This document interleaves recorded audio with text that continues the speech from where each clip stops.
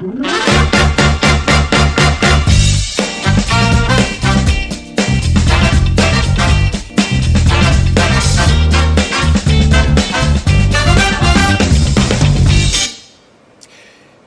élections parfaites n'existent pas au monde, mais souvent les périodes post-électorales en République démocratique du Congo sont entachées des violences, des guerres, il y a des morts d'hommes plutôt, suite à certaines irrégularités constatées par les observateurs. Depuis 2006 à ce jour, nous avons eu des processus électoraux comme ça contestés. Alors, mais quel format pour avoir des élections apaisées, beaucoup plus crédibles dans notre pays? On en parle dans ce numéro de l'invité avec Monsieur Mbonigaba Modeste. Bonjour et bienvenue à vous.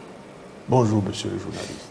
Alors, on va discuter sur le sujet, justement, je l'ai évoqué, le processus électoral. Vous, d'abord, je vous présente, vous êtes spécialiste des questions électorales, de démocratie et de développement en Afrique, auteur d'une trentaine d'ouvrages et d'articles autour de ce thème de questions électorales. Vous proposez un format un peu plus particulier, mais tout d'abord, j'ai une question d'entrée de jeu. Est-ce que les élections ont toujours un sens dans notre démocratie quand on voit toutes les violences qui viennent par après?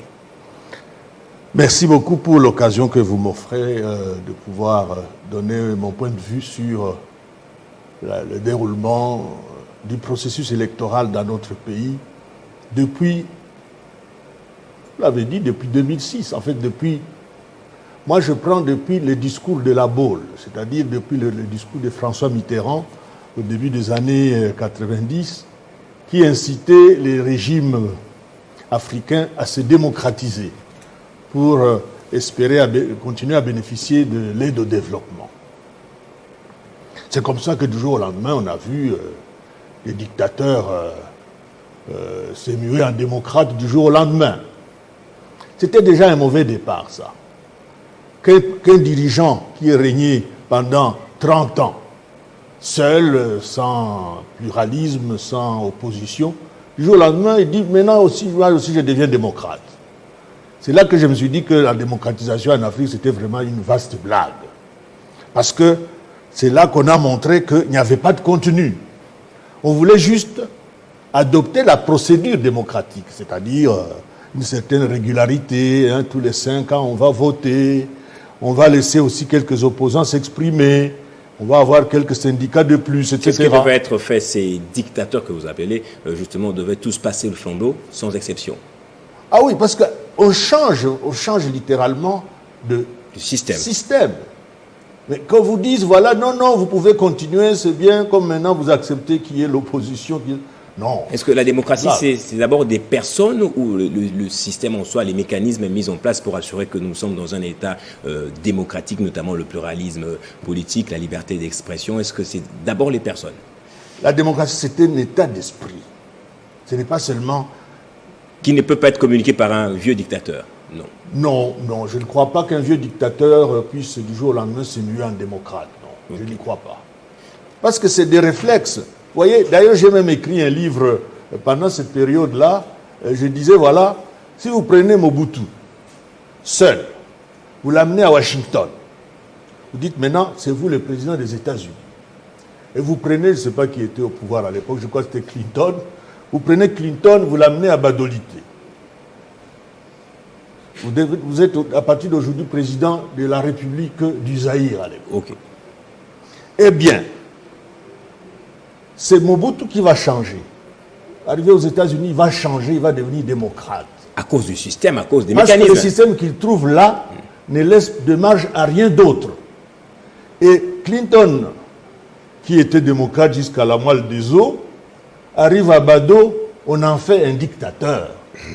Donc, c'est le système qu'il faut changer, le comportement des individus qui doit changer, parce que le démocrate n'est pas un flatteur. Le démocrate, il est exigeant, il contredit.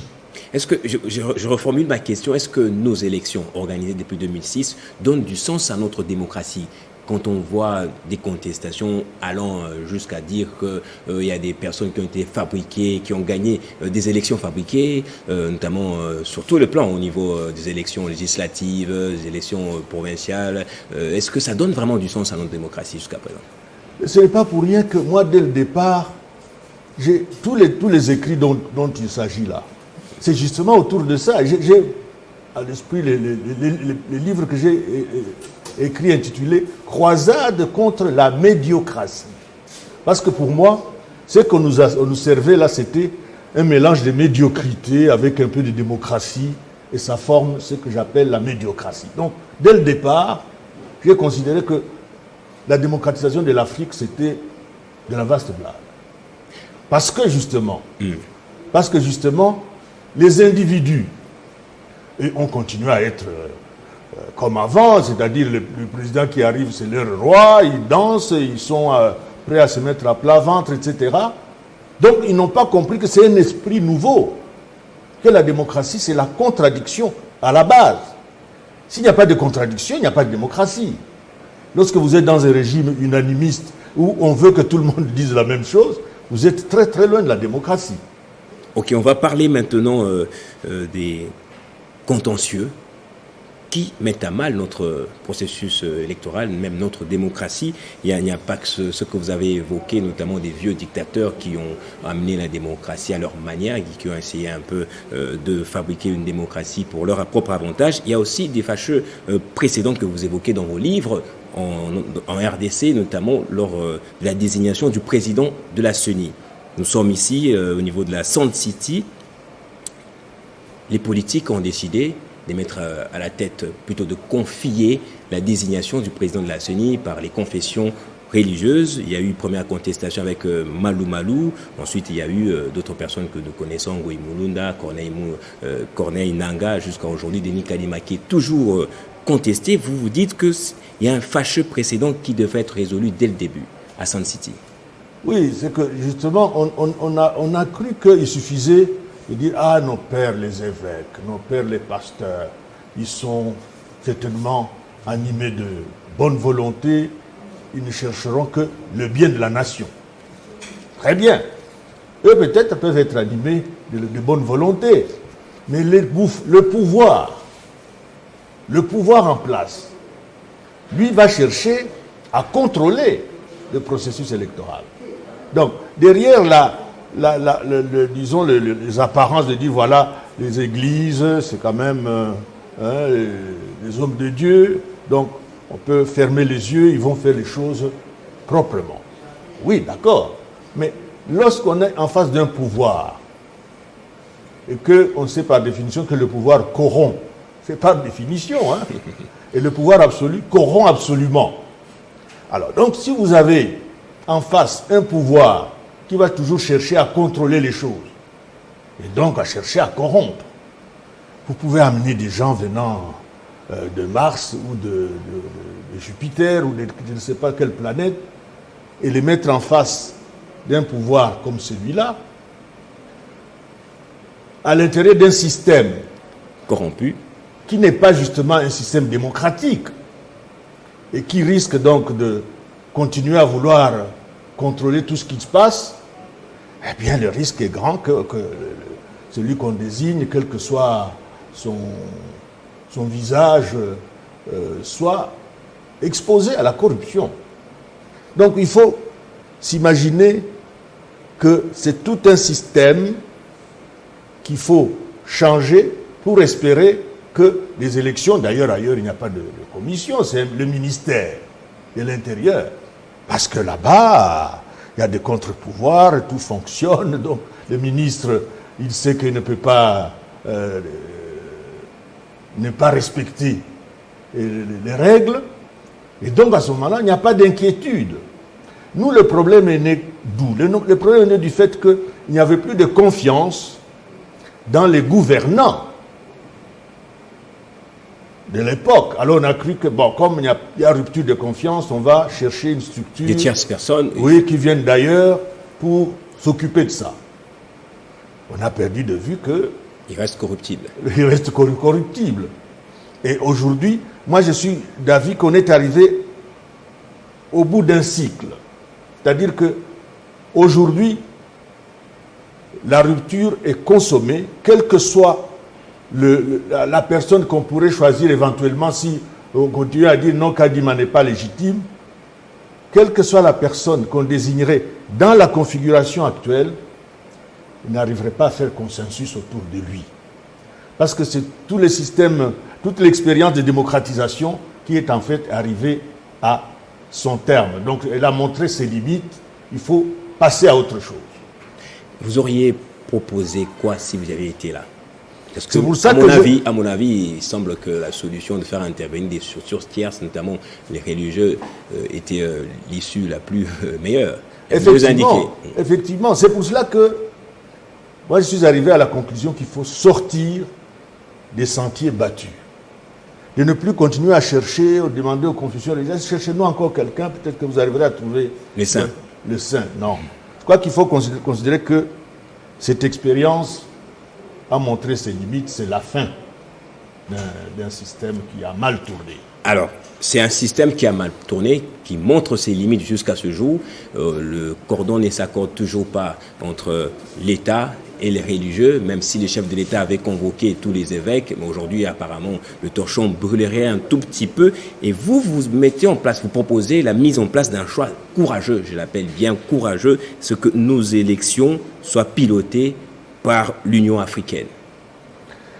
Effectivement, j'ai pensé qu'il faut continuer à rester accroché à ce qui est fondamental. Parce qu'en démocratie, qu'est-ce qui est fondamental, surtout en matière électorale? C'est la confiance que les électeurs doivent avoir dans leur système électoral.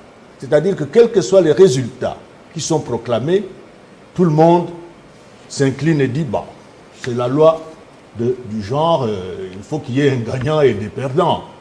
Donc, il faut que dès le départ, on soit assuré que le système qui est mis en place, effectivement, emporte ce consensus large. Les gens ont confiance.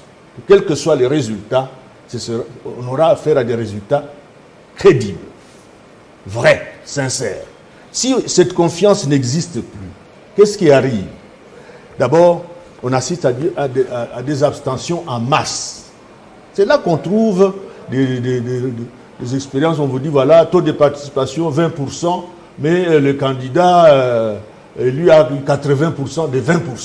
Donc les désengagements, je dirais, civiques et politiques des jeunes principalement, oui, c'est dû aussi à ces élections qui sont parfois chaotiques. Quand ils n'y croient plus, quand ils se disent, non, ça c'est déjà truqué dès le départ, et beaucoup de gens n'y vont plus. Moi, j'appelle ça préfabriqué. Exactement. Donc, il faut au contraire faire en sorte qu'il y ait le maximum de participation.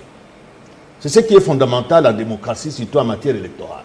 Et donc, si c'est cela que nous voulons absolument préserver, alors à ce moment-là, il faut accepter que nous sortions du schéma classique, où on vous dit, bon, cherchons encore quelqu'un qui fait... Non, on ne trouvera plus personne qui va faire consensus en Même interne. pas vous. En interne, il n'y en aura pas. Ok.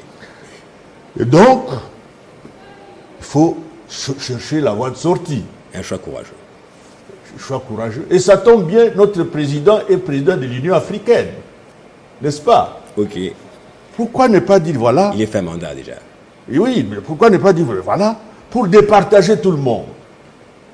Confions le pilotage politique.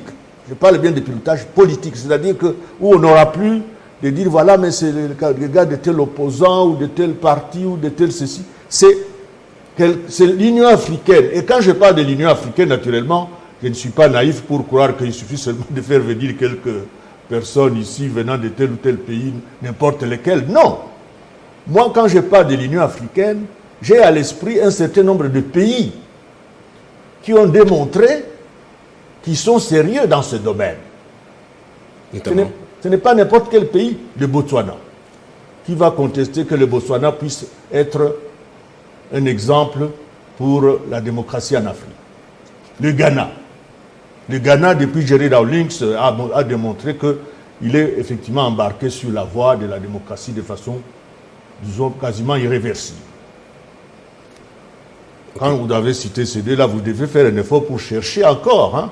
Parce que lorsque vous regardez, vous dites... Le Sénégal, peut-être. Mais le Sénégal, il est sur une pente. Parfois, on a l'impression qu'il peut basculer à tout moment. Parce que Ouad a essayé. Ouad a essayé de chercher à prolonger, etc. C'est la rue qui l'a bloqué. Mais il y a encore deux autres que je voulais ajouter. L'île Maurice et le Cap-Vert. Avec ces quatre pays choisis par nous, Congolais, ils nous envoient 4 personnes pour piloter notre processus, le temps de passer justement de cette transition à quelque chose de beaucoup plus durable, on peut à ce moment-là espérer avoir... C'est de manière transitoire, justement. Tout à fait transitoire. C'est juste en quelque sorte la transition vers quelque chose de beaucoup plus sérieux. Et j'ai ajouté 4 pays non africains, parce qu'il ne faut pas non plus donner l'impression que... à ce niveau-là, la corruption est impossible. À ce moment-là, je peux vous assurer que... D'ailleurs, ils n'oseront même pas.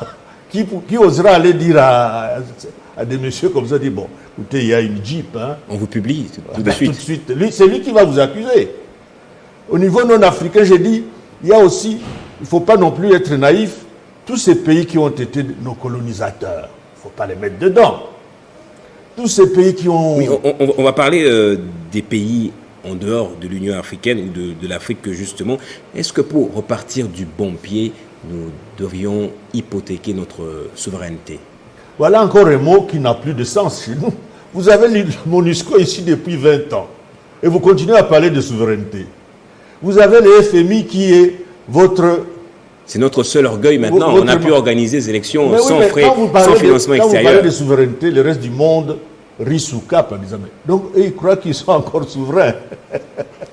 Voyez-vous? Donc il n'y a que nous qui continuons à dire nous sommes souverains, nous sommes souverains. Mais quelle souveraineté?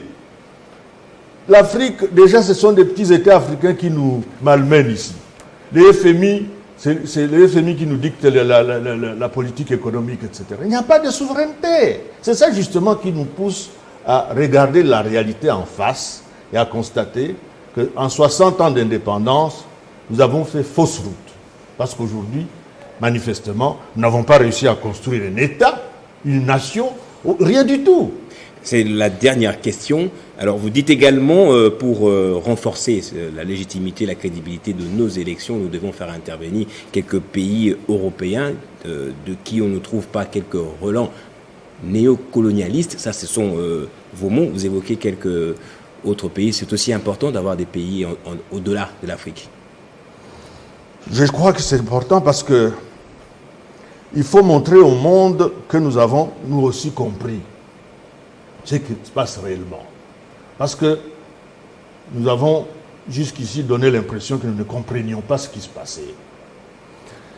Si vous prenez des pays comme la Norvège, la Suède, le Danemark, même le Japon, c'est une grande puissance. Mais vous prenez ces 4 pays-là, vous les associez aux 4 autres Africains que j'ai donnés ici. Dites, voilà, pilotez-nous ce processus, le temps de passer à ce qui est fondamental, que nous arrivions enfin à asseoir une vraie démocratie qui repose sur des bases solides. Je peux vous garantir que ces pays-là vont donner le meilleur d'eux-mêmes pour montrer qu'effectivement, le Congo peut être sauvé si la volonté y est. Vous appelez ça un quartet, justement. Un quartet. Merci Modeste Mbonigaba pour justement ces informations que vous mettez à la place publique. J'espère que le gouvernement qui nous suive vont un tout petit peu prendre l'essentiel. Il faut l'espérer. Merci infiniment. C'est moi qui vous remercie. Merci à vous aussi, madame, messieurs, pour votre fidélité chaque fois renouvelée. On se retrouve au prochain numéro.